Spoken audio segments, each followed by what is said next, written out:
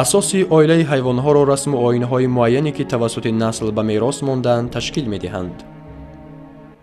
ҳайвонҳо ва чарогоҳҳо ба муҳит дар ҳамбастагӣ ба якдигар мутобиқ мешаванд, ки дар натиҷа ҳар ду тараф ҳам бурд мекунанд. ҳайвонҳо иштиҳои худро бо хӯрдани сабзаю баргҳо ором мекунанд ва замину дарахтон бошанд, дар навбати худ боз барои сабзиши навбатӣ омода мешаванд. зиндагӣ дар замин ин сайёҳати бузург аст. саргузашти ҳайратангезест ки дар он ҳар як намуди биологӣ вазифа ва мақоми муайяни худро дорад. ҳеҷ гуна мавҷудоти нолозим ва ё хатарнок арзи ҳастӣ надоранд. ҳама баробар ва пуркунандаи якдигаранд. ҳар як организм аз рӯи вазифаи ягонаи худ амал менамояд. Homo sapiens, инсони бошур. мо аз меросе ки замин дар тӯли 4 миллиард сол барои мо эҳтиёткорона нигоҳ доштааст, ҳанӯз ҳам фоида ба даст меорем. умри инсоният танҳо 200 000 сол дорад, вале дар ин муддат мо тавонистем ки намуди сайёраро тағйир диҳем. ба заифияти худ нигоҳ накарда мо тавонистем ки ба тамоми шаклҳои мавҷудияти организмҳо ворид шуда минтақаҳои бузургро ғасб намоем.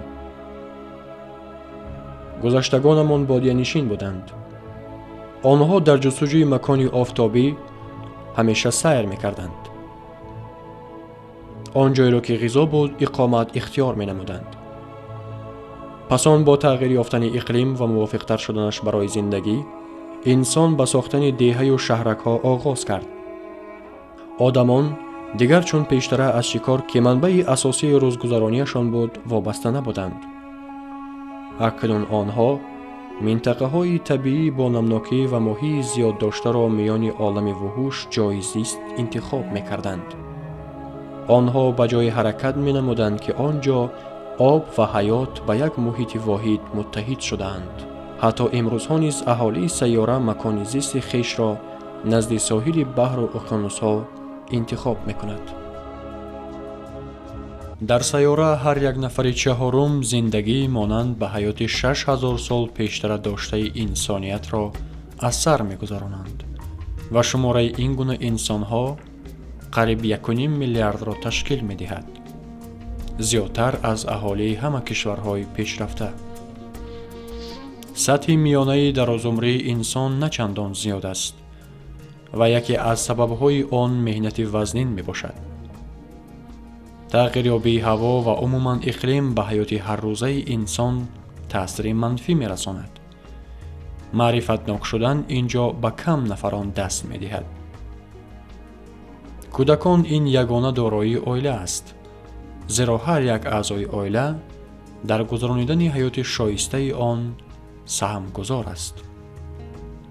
бошӯрии инсон танҳо дар як вақт ҳис карда мешуд, замоне ки ӯ худро назди табиати бузург заиф медонист.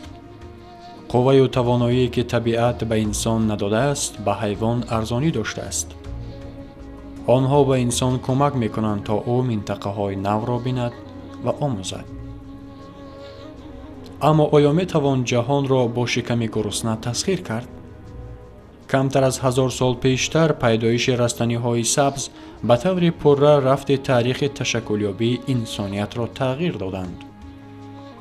заминдорӣ ва кори деҳқонӣ аввалин инқилоби бузурги мо шуд.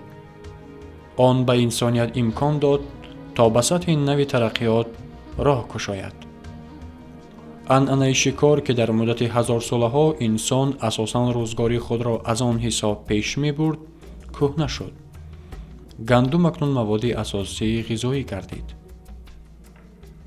мо шинонидану парвариши бисёр намуди растаниву полизиҳои худрӯйро дар минтақаҳои гуногуни ба худамон мувофиқ омӯхтем.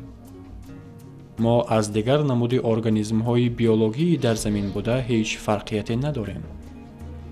вазифаи асосии ҳаррӯзаи мо худро хӯрондан аст. вақте ки хок ба таври кофӣ ҳосилхез нест ва манбаъҳои обӣ хушк мешаванд, мо барои шинонидану парвариши маҳсулоти ғизоӣ ба корҳои ҳайратовар қодирем. инсоният ҳамеша бо садоқат, бо саброна заминро кор менамуд ҳамон тавре ки онро сайёраамон мехост. боз ва боз, такрор ба такрор инсон амалҳои ғайриоддиро барои парвариши маҳсулоти хӯрокаш интихоб мекард. заминдорӣ ҳоло низ яке аз машғулиятҳои паҳншудатарин аст. нисфи аҳолии сайёра ба деҳқониву боғдорӣ машғул аст, бахусус ба таври дастӣ. деҳқонӣ гӯё анъанаест ки аз насл ба насл давоми ҳазорсолаҳост мегузарад, дар ҳоле ки коркарди хок барои инсоният гарави ҳаёт аст. дар тӯли асрҳо меҳнати дастӣ шӯҳрат дошт, вале баъдтарҳо мо ба ҳар ҳол тавонистем ки манбаи энергияи дар қаъри замин мавҷударо истифода барем. дар мавриди худ сарватҳои табиӣ низ ба дарахтон равобити зич доранд.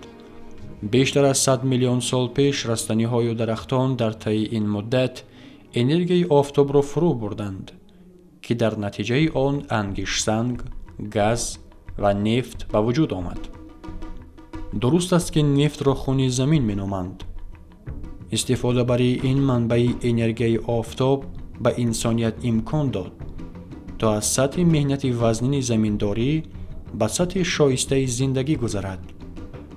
кашфи нефт дар таърихи башарият давраи нави тараққиётро ба вуҷуд овард. мо аз ҳудуди вақти сустгузаранда баромадем. маҳз ба туфайли омӯхтани истифодаи нефт бисёриҳоямон ба сатҳи шоистаи зиндагӣ гузаштанд. дар муддати 50 мо тавонистем намуди сайёраро чунон тағйир диҳем ки то ба ҳол ҳеҷ як қабилаи организмҳо ба он дастёб нагардида буд. зудтар ва зудтар дар 60 соли охир аҳолии сайёра 3 баробар афзоиш ёфт ва бештар аз 2 миллиард нафар ба шаҳрҳо кӯч бастанд. зудтар ва зудтар Чэньчжэнь, шаҳри на он қадар бузург дар чин бо садҳо биноҳои осмонбӯс ва миллионҳо нафар аҳолӣ ҳамагӣ 40 сол қабл минтақаи начандон бузурги моҳидорӣ буд. зудтар ва зудтар дар Шанхай муддати 20 соли охир 3000 иншоотҳои бузург сохта шуд ва дар ҳоли ҳозир садҳои дигараш қомат афрохта истоданд. имрӯзҳо зиёдтар аз нисфи аҳолии сайёра дар шаҳрҳо зиндагӣ мекунанд.